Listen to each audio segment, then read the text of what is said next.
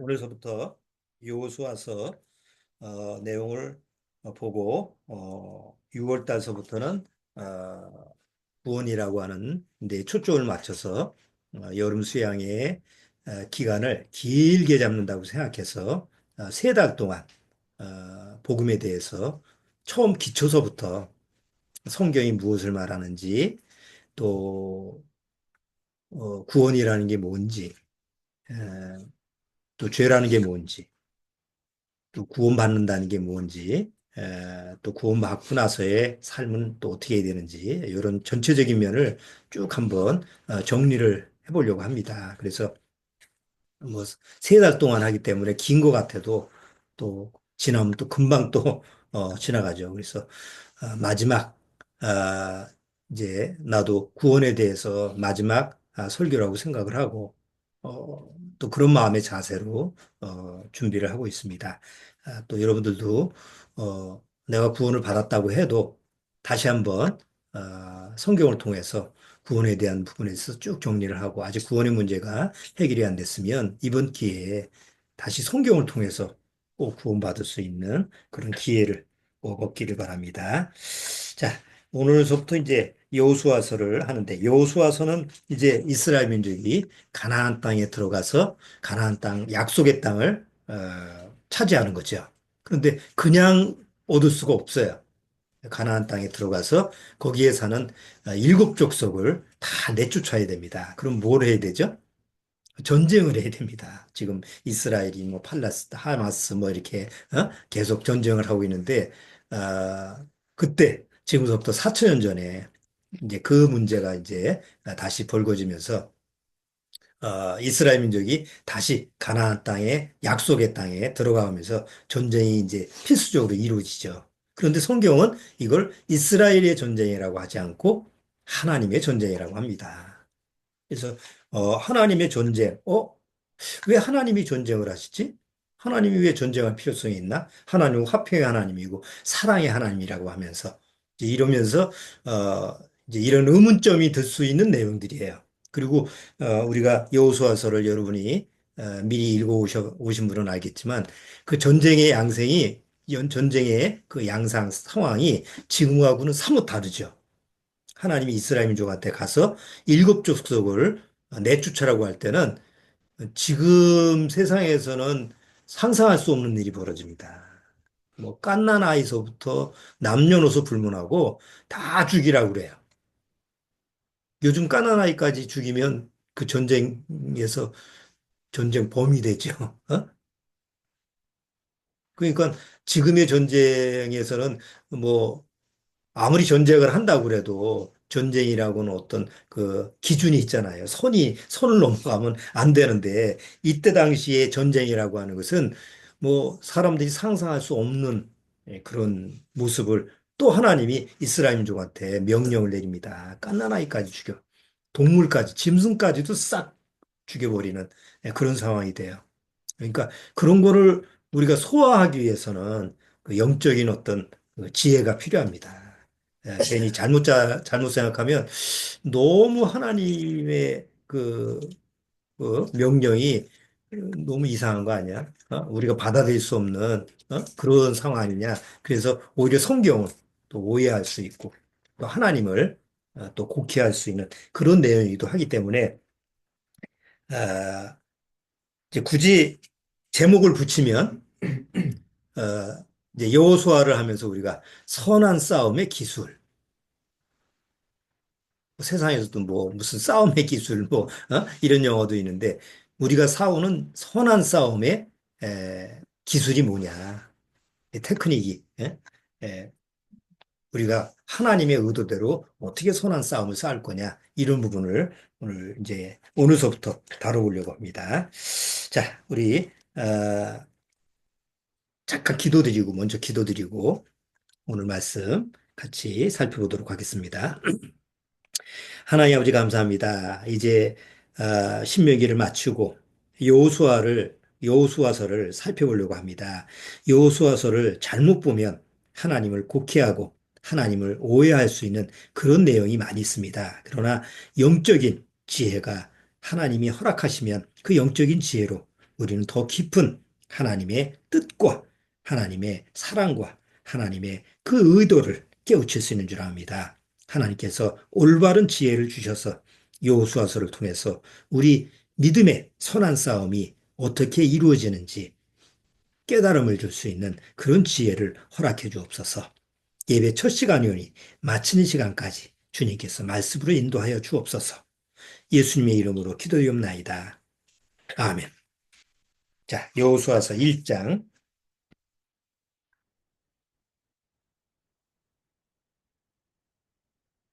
자, 미리 읽어오시라고 그랬는데 여호수아 1장 그래도 조금 한번 읽어볼게요. 음, 5절서부터 5절서부터 9절까지만 같이 읽어볼게요. 5절서부터 9절까지. 자, 5절서부터 읽어봅니다. 너희 평생에 너를 능히 당할 자 없으리니 내가 모세와 함께 있던 것 같이 너와 함께 있을 것임이라. 내가 너를 떠나지 아니하며 버리지 아니하리니 마음을 강하게 하라 담대히 하라. 너는 이 백성으로 내가 그 조상에게 맹세하여 주리라 한 땅을 얻게 하리라. 오직 너는 마음을 강하게 하고 극히 담대히 하여 너의 나의 종 모세가 내게 명한 율법을 다 지켜 행하고 좌로나 우로나 치우치지 말라. 그리하면 어디로 가든지 형통하리니 이 율법책을 내 입에서 떠나지 말게 하며 주야로 그것을 묵상하여 그 가운데 기록한 대로 다 지켜 행하라. 그리하면 내 길이 평탄하게 될 것이라. 내가 형통하리라. 내가 네게 명한 것이 아니냐. 마음을 강하게 하고 담대히 하라. 두려워 말며 놀라지 말라. 내가 어디로 가든지 내 하나님 나 여호와가 너와 함께 하느니라 하시니라. 자, 왜 하나님은 성경을 통해서 그 전쟁을 하시고 싸우시죠? 하나님이 유일하신 신이라고 한다면 하나님과 싸울 대상이 없잖아요, 사실은. 우리가 자칫 잘못하면 마치 선과 악의 세상은 선과 악이 있다라고 하는 어떤 그 두 가지 면을 주로 이제 사람들이 배워요. 그래서 세상에는 선과 악이 있는데 둘이 싸운다. 그래서 하나님은 선이라고 생각하고 악은 사단, 뭐 마귀, 귀신이라고 생각하는데 마치 하나님과 싸운다고 생각을 하잖아요.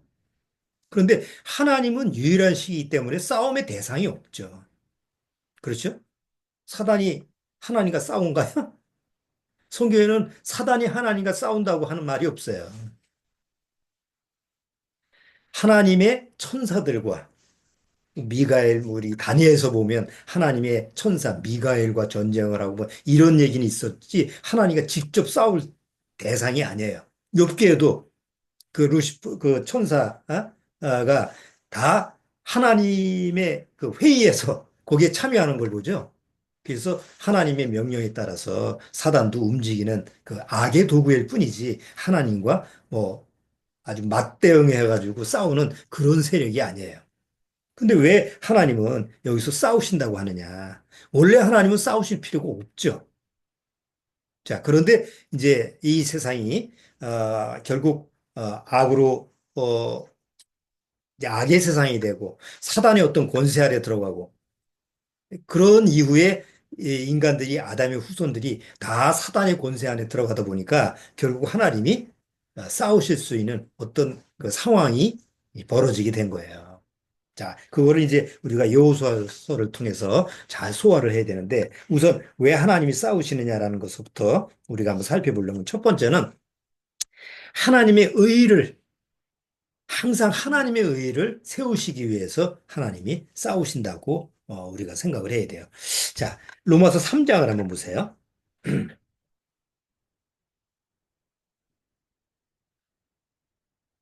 로마서 3장.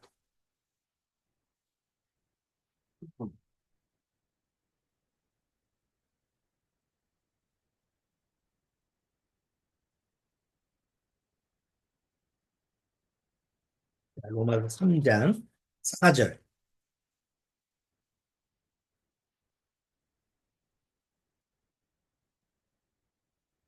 자, 로마서 3장 4절. 4절 같이 한번 읽어볼까요? 그럴 수 없느니라. 사람은 다 거짓되되 오직 하나님은 참되시다 할지어다. 오직 하나님만 참돼요. 오직 하나님만 의로워요. 조금 더 지나서 10절에 보세요. 우리가 다 잘 아는 거예요. 기록한 바 의인은 없나니 하나도 없으며 이렇게 돼 있죠. 자, 그런데 보통 세상에서는 의인은 없나니 하나도 없다라는 말을 접수해요. 못해요. 못하죠. 왜 없어? 이번에 콘클라베에서 새로운 교황이 선출이 되는데, 그 정도, 그 교황 정도 된다면 세상에서 의인이라고 하지. 뭐, 의인이라고 하나, 성인이라고 하자, 성인. 예? 그러니까 세상에서 보는 관점은 하나님이 말씀하시는 거하고는 전혀 달라요. 그러니까 오직 하나님만 의롭다라고 하는 말에 대해서 세상은 대적을 하죠. 자, 그런 걸 그냥 하나님은 허용할 수가 없어요. 하나님도 의롭고, 사람도 의롭고, 그러면 하나님과 사람이 존재가 똑같아지는 거잖아요. 그러면 어떻게 하나님의 의로 말미암아 하나님의 하시는 뜻을 전할 수 있어요, 인간들한테. 나도 그렇고 하나님도 그러는데 굳이 인간들이 하나님을 믿을 필요성이 없잖아요. 또 사단은 교묘하게 사람들 마음을 움직여서 하나님 앞에 자기의 의를 자기의 의를 막 열심히 노력을 해서 자기의 의를 세우려고 해서 하나님 앞에 나가려고 조종을 하잖아요. 사단은 뒤에서. 그래서 하나님은 하나님의 의라고 하는 것을 세우시기 위해서 바로 거짓된 의, 하나님의 의를 대적하는 모든 악의 세력에 대해서 싸우시는 거야. 자, 두 번째는 하나님의 선을 세우시기 위해서. 하나님은 선하신 하나님이에요. 근데 성경에서는 선을 행하는 자가 없나니 뭐예요? 하나도 없다고 그죠? 근데 사단은 교묘하게 또 선이라고 하는 것을 교묘하게 이용을 해가지고 사람들로 하여금 그 곡해를 시켜가지고 너희들도 선한 구석이 있어. 너희들도 조금 선하려고 애를 써야지 하나님 앞에 나갈 수 있어. 그래서 하나님의 선과 또 동등되게 여기려고 하는 그런 아주 거짓된 선을 일으켜서 하나님을 대적하게 만드는 거예요. 그 보통 사람들이 생각할 때 뭐라고 그래요? 세상에서 착한 일을 많이 하면 어디 가요? 천국 가잖아요. 요새 드라마에 천국보다 아름다운 이거 보니까, 천국 가서도 뭐, 밥 먹을 때, 이게 손을 딱 찍으면, 자기가 원하는 거 밥이 나오는데, 그 손을 찍는 여기엔 돈이 있어야 되잖아요. 그 돈이 뭐냐? 지상에서 착한 일 하는 것이 여기 쿠폰식으로 남아 있어가지고, 착한 일을 많이 해야지 그거를 가지고 써먹을 수가 있는 거예요. 그거 떨어지면 못 먹어. 그런 식의 개념이에요. 세상에서 선하고 착한 일을 많이 하면 마치 그것이 선인 것처럼. 근데 성경에서는 그렇게 얘기한 게 없죠. 오직 하나님만 선이에요. 그런 법이 어딨냐? 이렇게 이제 막 사단은 사람들 마음속에서 그런 마음을 불러일으켜서 해서 하나님을 대적하게 하는 거예요. 그래서 하나님은 하나님의 선을 세우시기 위해서 바로 하나님의 선을 대적하는 모든 악에 대해서 싸우셔야 되는 거예요. 세 번째는 하나님의 뜻을 이루시기 위해서. 사단 마귀는 어쨌든 사람들을 사용을 해서 하나님의 뜻을 제지를 시키려고 하죠. 예를 들어서, 모세가, 우리가 출애굽기서부터 모세를 많이, 신명기까지 모세를 다루는데, 모세가 태어날 때 사단은, 이게 하나님의 그 택한 백성을 구원하기 위해서 이 아이를 사용하시겠구나. 사단은 미리 알죠? 그래서 어떻게 하려고 그래요? 바로왕, 사람인 바로왕을 그 당시 권력자인 바로왕을 통해서 남자아이를 다 죽이라고 명령을 하잖아요. 이렇게 하나님의 뜻을 방해를 하고 하나님의 뜻을 제지시키려고 하는 게 악의 세력이에요.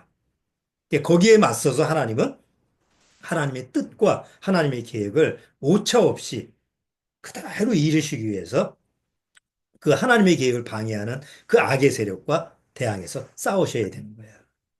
자, 그게 이제 구약의 전체적인 역사입니다.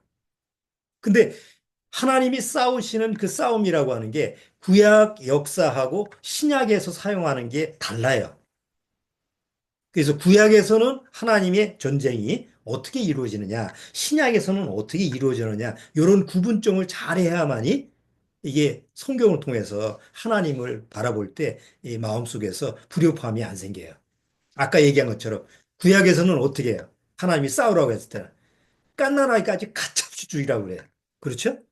근데 신약에서는 예수님이 뭐라고 그래요? 원수도 사랑하라고 하죠. 그러니까 전혀 다른 거예요, 양상이. 그래서 그런 부분을 잘 소화를 하고 믿음으로 말미암아 소화를 해야만이 그게 풀어져요. 구약 시대의 싸움, 전쟁이라는 말에 선한 싸움이라는 말은 없어요.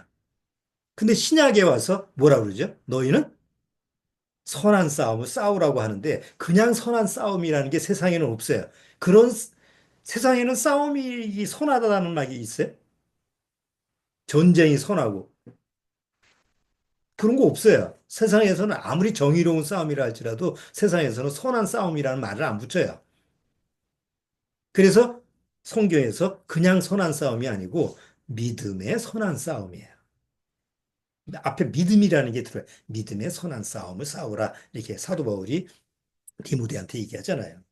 그러니까 그런 부분을 이제 우리가 앞으로 여호수아서를 통해서 좀 살펴봐야 될 것 같아요. 자, 근데 오늘은 이제 처음 선한 싸움이라고 하는 것이 어떻게 싸워져야 되느냐, 가장 기본적인 게 뭐냐, 이런 부분에서부터 이제 시작하는데, 자, 첫 번째 선한 싸움을, 하나님의 믿음의 선한 싸움을 하려면, 하나님의 싸움에 내가 동참을 하려면, 첫 번째, 우리가 어떤 자세를 취해야 되느냐.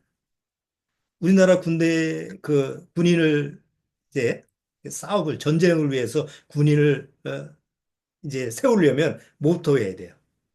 우선 모집을 해서 훈련을 해서 그냥 힘든 훈련을 시켜가지고 전쟁에 준비를 시키잖아요. 그렇죠? 왜? 싸워서 이길지 질지는 몰라. 그러나 이기기 위해서는 거기에 맞는 훈련을 준비시켜야 되죠. 근데 하나님의 전쟁은 그런 게 아니에요. 하나님의 싸움은 그런 게 아니에요. 이스라엘 민족이 광야 생활하면서 뭐 전투 훈련을 시켰나요? 야, 너 가나안 땅에 가려면 전쟁을 해야 되니까 출애굽기 광야 40년 동안 너희들 군대 훈련을 시켜. 그런 게 내용이 없죠. 무기를 만들어. 그런 게 없어요. 이스라엘 민족은 40년 동안 광야 생활하면서 고작 했던 거는 그냥 먹고 마시고 하는 거예요. 물론 군대도 있었지. 그렇지만 거기에 맞는 훈련을 시키고 그런 게 아니에요.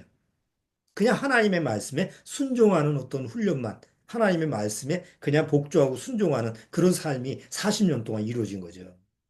그리고 이제 가나안 땅에 들어가서 들어갈 때 이제 군사가 필요한데 그럼 어떻게 전쟁할 거냐?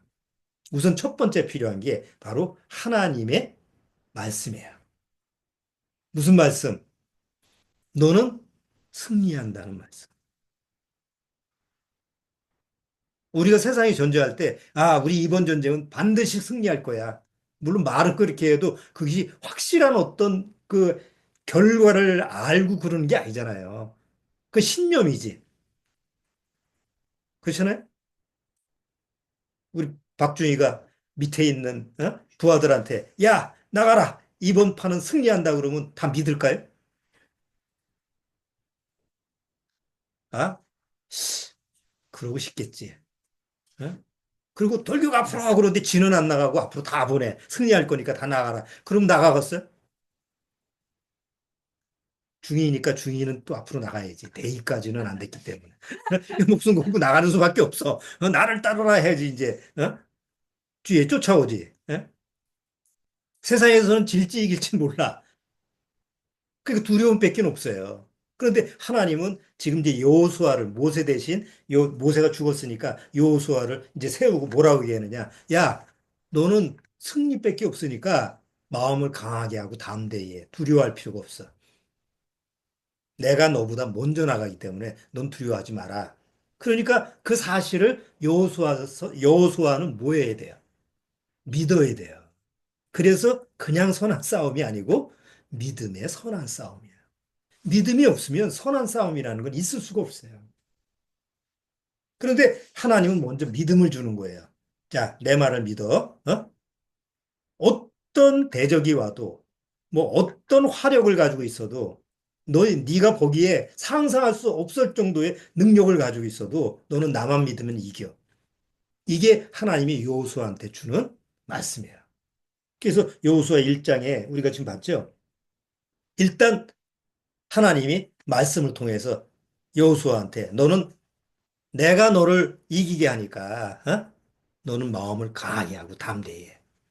두려워할 필요가 없어. 요건 이제 여호수아한테 먼저 얘기해 주는 거예요. 자, 여호수아서 이제 다시 한번 보시죠.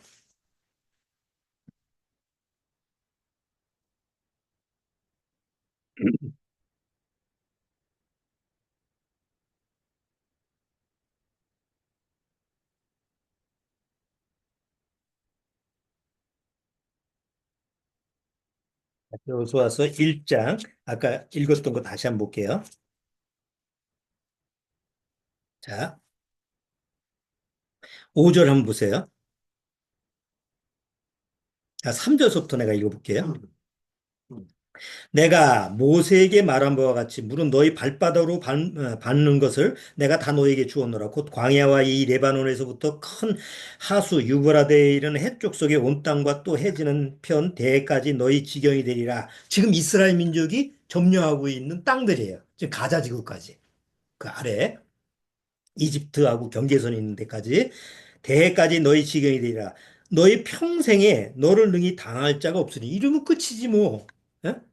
너, 평, 너 평생에 너 당할 자가 없어. 중요한 건 믿느냐 못 믿느냐지 다른 문제가 있을 게 없잖아요. 그렇죠? 그런데 이건 여호수아에게만 주는 말씀이 아니에요. 구원받은 말씀, 구원받은 사람한테는 누구한테나 적용되는 말씀이에요. 내가 너와 평생을 함께 할 거다. 너를 해할 자가 없다. 너를 당할 자가 없다. 그러니까 뭐가 생기냐면 마음에. 내가 든든한 백이 있으면 뭐예요? 마음이 담대해지죠? 그것처럼 하나님이 나의 든든한 백이 된다고 한다면 당연히 믿음이 생기죠. 5절 너희 평생에 너를 능히 당할 자 없으리니 내가 모세와 함께 있던 것 같이 너와 함께 있을 것임이라. 내가 너를 떠나지 아니하며 버리지 아니하리니. 혹시 중간에 하나님이 나를 떠나시면 어떡하지? 내가 또 잘못해가지고 버리면 어떡하지? 이런 의심도 들 수 있잖아요. 그런데 내가 너 절대로 너를 떠나거나 너를 버리지 않겠다. 이렇게 얘기하는 거예요. 혹 여기에 조건부가 들어가면 문제가 되죠.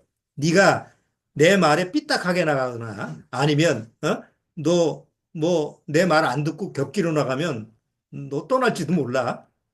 너와 함께 안 할지도 몰라. 만약에 이런 조건부가 붙었다고 한다면은 그거는 하나님께서 온전한 믿음이 될 수가 없잖아요. 근데 여기는 조건이 없잖아요. 이 뒤에 이제 여호수아서를 쭉 보면 여호수아도 이제 실수를 해요. 또 이 거짓된 기브스 족속이 와서 막 아부하고 뭐 어쩌고저쩌고 속이는데 꾹박 넘어가. 여전히 육에 연약함이 있으니까 그럴지라도 여전히 하나님은 여호와의 편에 있고 여호와를 여호와가 마지막에 죽을 때까지 하나님이 여호와를 떠난 적이 없어요. 저 여호수아를 떠난 적이 없고 버린 적이 없으시죠. 자, 계속 읽어볼게요. 6절. 마음을 강하게 하라. 담대히 하라. 너는 이 백성으로 내가 그 조상에게 맹세하여 주리라 한 땅을 얻게 하리라. 오직 너는 마음을 강하게 하고 극히 담대히 하여 너희 종 모세가 내게 명한 율법을 다 지켜 행하고 좌로나 우로나 치우치지 말라. 그리하면 어디로 가든지 형통하리니 이 율법책을 내 입에서 떠나지 말게 하며 주야로 그것을 묵상하여 그 가운데 기록한 대로 다 지켜 행하라. 자, 너는 마음을 강하게 하고 담대히 하라. 이거는 구원받은 사람한테 새 마음을 주는 거하고 똑같은 여호수아에게. 너는 새 마음을 가져. 더 이상 연약한 마음을 가질 필요가 없어. 내가 모세하고 함께한 것처럼 너 봤지? 그렇죠?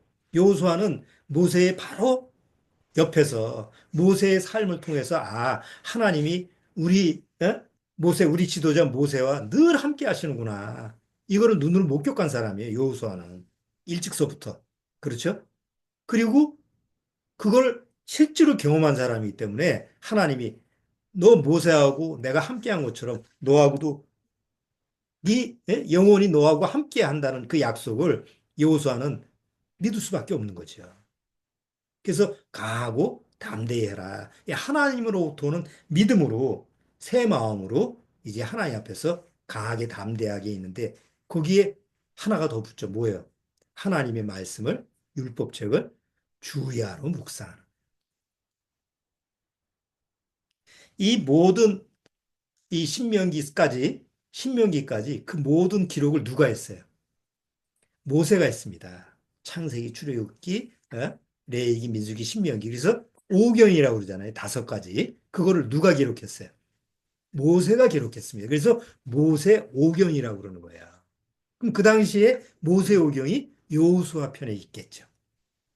그 모든 말씀이. 그거를 여호수아서는 주야로 틈나는 대로 시간 나는 대로 하는 게 아니고 주야로 묵상해라. 그리고 그 묵상하는 말씀대로 너는 거기에 순종하고 그대로 행하라라는 말씀이 있는 거예요. 자, 그래서 우리가 믿음의 선한 싸움을 하기 위해서 가장 기본적인 게 뭐냐? 하나님이 주시는 믿음을 가지고 있어야 돼요. 그리고 그 하나님이 주시는 믿음이 있으면 그 믿음으로 말미암아 새로운 마음이 내 안에 형성이 됩니다. 근데 이 새 마음은 혼적인 작용이 있는 게 아니에요. 혼적인 작용이 여전히 흔들리는 마음이에요. 여전히 이게 갈팡질팡하는 마음이고 그리고 믿을 수 없는 마음이에요. 영 안에 있는 믿음, 영 안에 들어온 그리스도의 마음, 그것을 품고 있으면 항상 강하고 담대해요. 그런데 구원받아도 여전히 내 옛날 이미 십자가에 죽은 그 혼적인 면에 매달려 있으면 옛날 부습에 옛날 내가 살았던 그 마음 상태에서 맨날 거기에 흔들려. 맨날 거기에 이제 붙들려 있는 거예요. 그게 뭐 갈팡질팡하고 마음이 그냥 뭐 평안하지 않고 그 우리가 그런 경험을 하잖아요. 그러나 내가 거듭나서 내 안에 있는 영 안에 있는 그리스도의 마음에 딱 붙잡혀 있으면 뭐 요동하지 않는 그런 마음 상태를 가지고 있는 거죠. 그거를 우리가 이제 두 가지를 경험을 하잖아요. 자, 그리고 그 마음이 요동거렸을 때 나를 잡아주는 게 바로 하나님 말씀이에요. 다시 영 안에 그리스도의 마음편에 딱 고정시켜 주는 게 말씀이기 때문에 주야로 묵상을 하라. 하나님의 말씀은 주야로 묵상하라는 거예요. 자,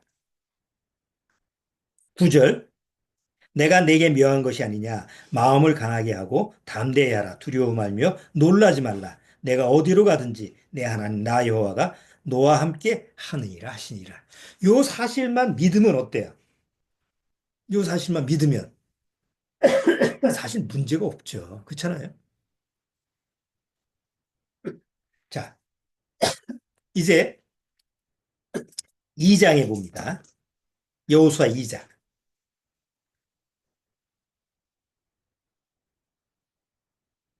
2장. 눈의 아들 여호수아가 시딤에서 두 사람을 정탐으로 가만히 보내며 그들에게 이르되 가서 그 땅과 여리고를 엿보라 하매. 자, 여기 앞에 1장과 2장에 가면 약간 좀 의아스러운 점이 있어요. 하나님이 강하고 담대히 하라. 너 마음을 하나님 편에서 담대히 하고 있으면 내가 너와 함께 하겠다. 너를 대적할 자가 없다. 이렇게 하나님이 약속을 하고 믿음을 주셨다고 한다면 그냥 하나님 말씀대로 이제 가나안을 정복하면 되지 않을까? 근데 왜 여호수아는 정탐꾼을 보냈을까요? 두 사람의 정탐꾼을. 가나안 땅에 들어가는 첫 성이 여리고 성이에요. 근데 지금으로 얘기하면 그 여리고 성은 난공불락의 성이에요. 그뭐 성벽 두께도 엄청나고 그냥 웬만해서는 그 성이라는 게 만약에 그 안에서 문을 딱 닫아버리면 거긴 뭐 들어갈 수가 없는 성이라고 그래요. 그래도 하나님이 여호수아한테 강한 믿음과 담대한 믿음을 주셨기 때문에 하나님의 말씀대로 가면 되는데 굳이 왜 정탐꾼을 보냈을까? 자, 어, 여기서 우리가 이 정탐꾼이 누구를 만나느냐라는 걸 보면 이게 여호수아가 믿음이 부족하거나 막 그냥 좀 불안해서 그렇게 보내는 게 아니었구나. 하나님의 계획 속에서 뭐 하나님이 또 보내라 해서 한 건 아니지만 여호수아가 하나님의 계획 속에서 어떤 하나님의 의도에 맞춰서 움직인다라는 걸 알 수가 있어요. 이 정탐꾼이 여리고 성을 들어가는데 어디 집에 방문하죠? 하필이면 창녀의 집에 방문합니다. 물론 그 당시에 여리고성의 창녀라고 하는 것은 여러 사람을 그 집에 들일 수 있는 환경이죠. 그렇죠? 뭐 창녀니까 몸을 파는 그런 여자의 모습이니까 뭐 외국에서 왔든지 이방인이 왔든지 아니면 뭐 어쨌든 누구나 이렇게 들어올 수 있는 그런 환경적인 집이잖아요. 아마 그래서 그 집으로 먼저 방문했는지도 몰라요. 아, 우리가 외국에서 이방인이니까 뭐 그런 집으로 들어가면 별로 의심의 여지가 없으니까. 그런데 이 창녀는 세상으로 얘기하면 굉장히 환경 자체가 시궁창이죠. 그렇죠? 지금서부터 그 먼 옛날에 지금도 그렇지만 자기 몸을 팔아야 되는 그런 모습의 처지의 환경적인 그런 여인이라고 한다면 지금서부터 한 3,500년 전, 그 당시에 3,000년 전에 그 당시의 환경으로 보면 얼마나 신궁장 같은 삶을 살았어요. 자, 근데 그 여인이 그 창녀의 이름이 라비라는 여인이에요. 성경에 이름이 기록되어 있다라고 하는 것은 그냥 창녀의 집이라고 하면 되잖아요. 근데 이름이 들어갔다라고 하는 것은 굉장히 중요한 점이에요. 하나님 편에서 기억하고 있는 인물. 그게 악의 도구든 의의 도구든 하나님이 반드시 기억해야 되는 인물이에요. 근데 이 라합이라는 그 창녀가 이제 두 정탐꾼을 만납니다. 그래서 이스라엘 민족이구나. 그런데 이스라엘 민족이라는 걸 어떻게 알아요? 한 번도 만난 적이 없고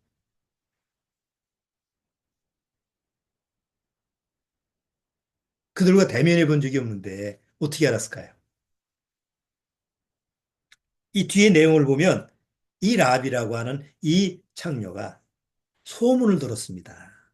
그렇죠? 40년 동안 이스라엘 민족이 애굽에서 나와가지고 그리고 광야 생활을 하고 그 광야 생활을 하면서 그 이스라엘을 대적하려고 했던 길을 내주지 않았던 그 모압 족속, 뭐 암몬 족속 그래서 전쟁을 해서 다 죽여버리고 이렇게 여리고 성이라고 하는 건 가나안 그 당시에 가나안 일곱 족속이 살았던 가나안 땅이라는 건 적과 꿀이 흐르는 아주 풍성한 땅이에요. 그러니까 외국 사람들이 많이 왔다 갔다 하는 그런 지역이죠. 그렇죠? 유럽하고 아프리카, 아시아 이게 경계선이잖아요. 이 중간이. 그러니까 많은 사람들이 들락달락 했던 거기 때문에 그 가나안 땅이라고 하는 게 어떤 소문이라고 하는 것이 아주 많았던 땅이에요. 여러 지역에서 왔던 사람들이 뭐 저 애굽에서 왔던 아주 어떤 민족들이 지금 시나이 반도를 뺑뺑이 치고 있는데 뭐 이랬더라 저랬더라 뭐 이런 소문들이 많이 들리는 건데 이제 이 라합이라고 하는 사람이 그 소문을 익히 많이 들은 거예요. 왜냐하면 그 집에 맨날 오는 사람들이 뭔 얘기를 했겠어요. 거긴 이방인들이 많이 오니까 그렇죠? 그럼 술 마시면서 뭐 아무개가 어땠더라 뭐 어떤 뭐 이런 얘기를 하니까 아주 소식통인지 거기가 그 라합이라는 얘기가 라합이라고 하는 이 여인이 그걸 주의 깊게 듣는 거예요. 어떻게 듣느냐? 소망이 생긴 거예요. 탈출구가 있겠구나. 그 떠돌아다니는 민족들이 어디로 오느냐라는 걸 소식을 들었어요. 자기네들이 사는 이 가나안 땅에 온다는 소식을 들었어요. 그럼 그들이 오면 틀림없이 전쟁이 일어날 텐데 그러면 우린 죽겠구나. 그리고 소식을 들어보니까 가차없이 애기들도 죽고 아말렉 족속을 물리치라고 했을 때는 어떻게 했어요?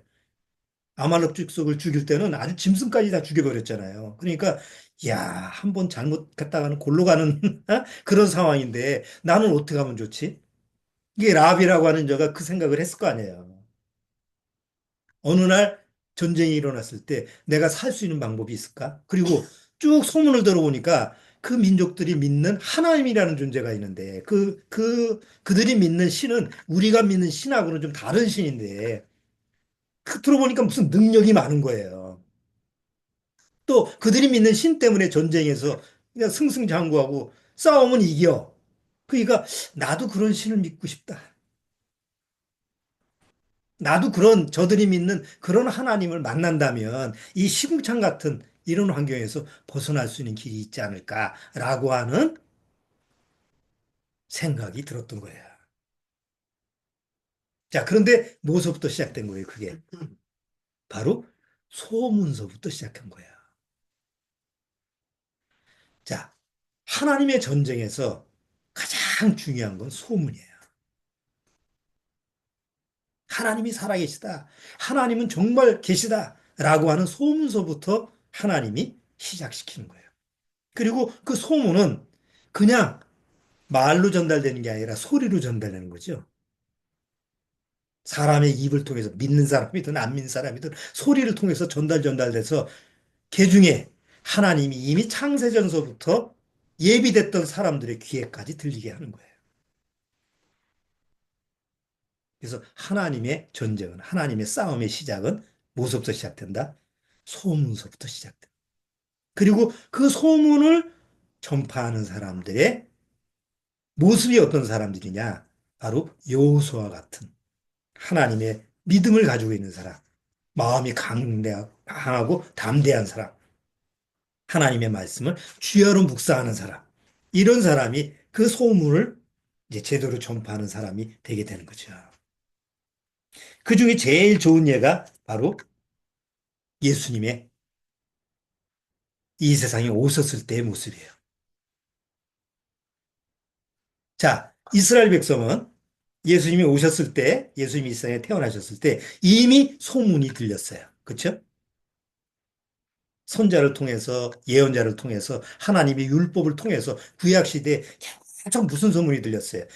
어느 날 메시아가 온다. 너희들한테 하나님의 아들이 올 거다. 계속 소문이 왔죠. 그런 게 선자를 통해서 들려진 거예요. 하나님이 소문을 이스라엘 민족으로 하여금 아들이 온다라고 하는 소문을 하나님의 말씀을 통해서 여러 사람, 선자, 예언자들 통해서 그렇게 이제 전파하기 시작한 거죠. 그리고 그 소문대로 예수님이 오셨어요. 그리고 예수님이 오시고 나서 실제로 구약에 예수님이 오시면 이런 일을 하겠다라고 하는 그런 이제 행동들을 하시죠. 그 중에 하나가 뭐예요? 병자를 고쳐주는 거예요. 예수님이 갑자기 와서 병자를 고쳐주는 게 아니고 그냥 갑자기 와서 그냥 무슨 쇼를 벌인 게 아니잖아요. 장님을 눈을 뜨게 하고, 뭐죠? 소경이 눈을 뜨게 하고, 귀머거리가, 귀가 열리고, 그 다음에 안진뱅이가 막, 일어나고, 이런 게 다 구약에 예언이 돼 있죠? 그가 오면 바로 하나님의 아들이라는 것을 믿어라. 그가 오면 바로 이런 일을 행할 거다라고 하는 것이 이미 성경을 통해서 이스라엘 민족한테 약속을 한 거기 때문에 예수님이 병자를 고치네 뭐 이렇게 막 소문이 들리니까 우리가 기다렸던 메시아인가? 우리가 만나기를 원했던 그런 하나님의 아들인가? 라고 하는 걸 서서히 사람들이 관심을 갖기 시작한 거예요. 그래서 신약에 보면 소문이라는 단어가 나오는 거예요. 우리말이 참 잘 번역돼 있어요. 영어로는 소문이라는 말 자체가 없기 때문에 그런 말이 번역이 안 되는데 우리말은 소문, 여러 사람이 말을 전하는 그 내용이 소문이잖아요. 이 장소자에다가 우리가 들을 수 있는 그 문이라고 하는 것이. 자, 한번 보세요. 마태복음. 마태복음 4장.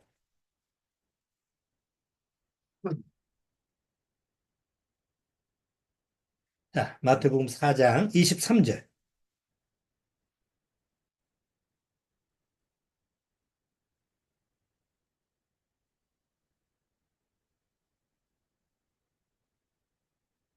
자, 마태복음 4장 23절. 자, 읽어볼게요. 예수께서 온 갈릴리에 두루 다니사 저희 회당에서 가르치시며 천국 복음을 전파하시며 백성 중에 모든 병과 모든 약한 것을 고치시니 그의 뭐죠?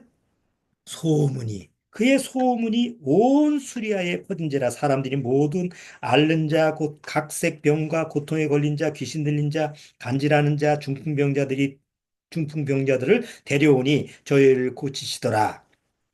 그래서 소문이 퍼지니까 사람들이 예수님한테로 모이는 거예요. 또 9장 26, 마태복음 9장 26절도 보세요.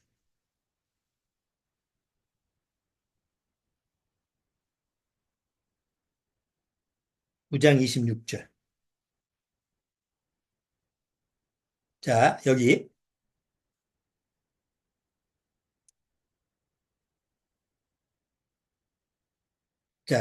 이제 12의 혈루증으로 앓는 그 여자를 이제 고쳐주면서 여기 또 백부장의 딸을 이제 살려주는 그런 기적을 행하시죠. 자, 그러고 보니까 24절.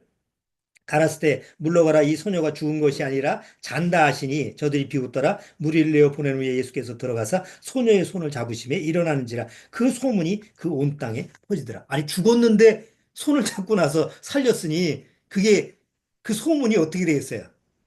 아, 여러분이 그 일을 봤다고 생각해요. 뭐 허접한 것도 그냥 말로 그냥 다 떠들어가지고 다른 사람한테 알리잖아요. 그럼 이런 그 당시 2000년 전에 이 사건이 내 눈에 목격됐다고 한다면 가만히 있겠어요, 입이 간지러워서. 그래서 예수님이 이 세상에 오셨을 때 예수님의 그 복음이 생명의 복음이 시작되는 건 바로 소문으로 시작되는 거예요. 복음이 어떻게 전달되죠? 내가 구워 먹고 입 딱 벌고 가만히 있으면 되나요? 아니잖아요. 뭐래도 내가 입으로 이렇게 막 얘기를 하고 뭐 은연중에 뭐 꼭 복음을 전도한다 안 그래도 친구하고 만나고 뭐 아는 사람하고 만나고 이 얘기 저 얘기 하다 보니까 또 우연찮게 또 뭐 내가 구원받은 얘기도 하고 우리가 그렇잖아요 일상 대화가 이게 소문으로 시작하는 거예요. 근데 소문은 소문으로 끝나. 그냥 얘기만 들려서 끝나면 아무 소용가치가 없죠. 소문으로 들었던 사람들 중에 예수님을 만났어요. 그리고 만나고 여기서 고침을 받은 사람이 있어요. 근데 그걸로 끝나면 안 돼. 고침받고 끝나도 아무 소용이 없어. 병만 낫고 끝나는 거예요. 뭐가 들어와야 돼요? 예수님의 주시는 생명 자체가 내 안에 들어와야 되죠. 예, 거기까지 이제 연결이 돼야만이 그것이 구원의 문제가 풀어지는 거예요. 하나님의 전쟁은 하나님이 싸우시는 그 전쟁은 목적이 하나예요. 바로 사단의 권세에서 하나님의 자녀를 하나님의 택한 자녀를 건지는 거예요. 우리 쉽게 얘기해서 내가 만약에 우리 저기 박준희가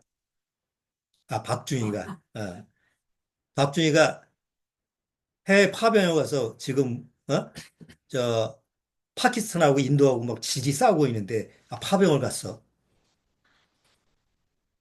근데 잡혔네. 예? 국가에서는 아무도 안 구해. 그러면 아버지나 어머니나 아니 가족된 입장에서 내 자식이 들어가 있으면 그래 뭐 팔자지 뭐 이렇게 생각하는 부모가 어디 있어요. 그래서 아무도 안 구하면 나라도 가겠다. 그게 영화가 나오는 거예요. 그런 게. 가끔 저 미국 영화 보면 자기 자식이 가서 붙잡혀 있는데 국가에서 잘못하면 그런데 예를 들어서 이제 특공대 같은 경우지 비밀로 가가지고 어디 거기에 있는 그 저 구해야 될 사람을 구해야 되는데 나라끼리는 비밀로 하는 거야. 근데 거기서 잡혀 있으면 알릴 수가 없는 거야. 그러니까 위안부에 시켜가지고 모르겠다 이제 국가에서도 책임 안 지는데 그럼 부모도 가만히 있겠냐고 안 그렇잖아요. 그래서 부모가 목숨 걸고 구해오는 그런 영화 나오잖아요. 부모라고 하면 왜 그런 마음을 가져요? 나라도 목숨 걸고 가서 싸워서 내 자식을 구해내야 되잖아요. 그렇잖아요? 하나님이 그런 마음이다 이거예요. 하나님이 잘못해서 그 내가 사단의 권세에 들어간 게 아니잖아요. 결국 하나님의 말씀을 어겨서 아담의 후손으로 태어난 그 결과 때문에 사단의 예? 종으로 사단이라고 하는 감옥 속에 내가 갇혀 있는데 그걸 내버려 두면 안 되니까 하나님의 사랑하는 자녀를 구하기 위해서 대신 싸워주는 거예요. 근데 그 싸움은 지는 싸움이 아니고 뭐예요? 이기는 싸움이다 말이에요. 어떻게? 야, 내가 대신 들어갈 테니까 내 자식은 구해줘. 예? 만약에 예를 들어 그렇다 합시다. 어? 내 자식이 지금 적진에 들어가서 포로로 잡혀 있어. 아버지가, 야, 내가 들어갈 테니까 내 자식은, 빼내줘. 그래서 다행히, 그래? 그럼 너 들어와. 그리고 내 자식은 빼줬어. 근데 그 아버지는 무슨 능력이 있어요? 거기서 스스로 짠 하고 나올 수 있는 능력이 있어. 물론 세상에는 그런 능력이 없지. 예? 그런데 하나님은 그런 능력이 계시단 말이에요. 그래서 예수님이라는 아들의 모습으로 와서 아담 이후에 태어난 모든 죄인들의 죄를 혼자 다 짊어지시고 십자가에 죽으셨어요. 왜? 사단이 요구하는 것이니까. 거기에 응해 준 거예요. 그리고 거기에 잡혀 있는 정말 하나님의 믿음의 자녀들을 다 자유롭게 건질 수 있는 해답을 주고 나서 그 다음에 하나님은 거기서 부활하심으로 말미암아 사단의 권세에서 스스로 나오시는 거예요. 그런 능력이 있는 분이기 때문에 부활의 능력은 하나밖에 없어요.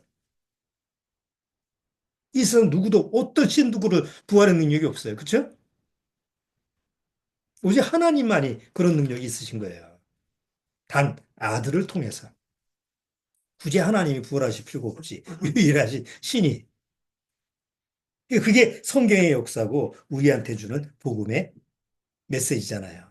그래서 오늘 여호수아서 1장을 통해서 하나님이 한 영혼을 구원하기 위해서 우리 대신 싸우시는데 바로 선한 싸움의 기술은 일단 이기는 싸움이라는 걸 전제 조건으로 해서 시작하는 거예요. 질 수 있는 싸움은 하나님이 안 하시죠. 그런 건 하나님의 에, 그 원칙에 하나님의 원리에 들어가질 않아요. 이기는 싸움에. 그러나 하나님이 이기시는 싸움에 어떤 방법으로 적용을 하시느냐라는 걸 이제 우리가 이제 터득을 해야죠. 그래서 오늘 첫 번째는 싸움의 시작은 어디서부터 시작된다? 소문서부터 시작된다. 물론 자세는 이제 기본적으로 여호수아가 가지고 있는 믿음이 있어야지. 믿음의 선한 싸움. 믿음이 전제 조건이 된 하에 이제 선한 싸움을 싸워야 되는데 선한 싸움은 바로 소문서부터 시작한다. 라합이 뭘 들었다고요? 소문을 들었다.